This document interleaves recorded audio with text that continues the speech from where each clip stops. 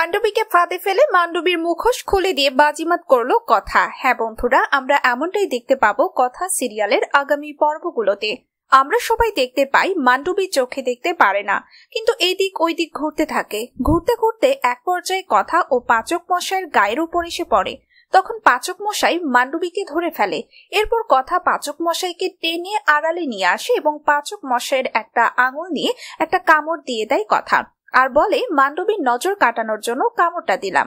এদিকে মান্ডবীকে ফাঁদে ফেলার জন্য কথা মান্ডবীকে বলে, আমরা এখন একটা গেম খেলবো যেটাতে তোরও পার্টিসিপেন্ট করতে হবে। তখন মান্ডবী চাইলেও না করতে পারে না। এদিকে গেম শুরু হয়ে যায়। এক এক করে সবার পালা চলে আসে এবং গেম চলতে থাকে। এরপর কথার গেম চলে আসে। কথার দুই হাতে 2 গ্লাসে পানি থাকবে এবং সেই অবস্থায় তাকে হাঁটতে হবে। কথা তো পুরাই চমকে যায় আর বলে, এটা কিভাবে সম্ভব? তখন সবাই কথাকে বলে যে তুই পারবি। এরপর মান্ডবীর পালা চলে আসে। কথা মান্ডবীকে বলে, মান্ডবী 1 মিনিট জলে মাথা চুবিয়ে রাখতে হবে, সেটা কি তুই পারবি? মান্ডবী বলে, হ্যাঁ আমি পারবো।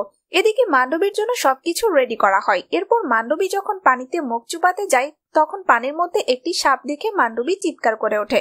তখন কথা বলে ওঠে যে, মান্ডবী তুই তো চোখে দেখতে পারিস না, তাহলে সাপ কিভাবে দেখতে পারলি?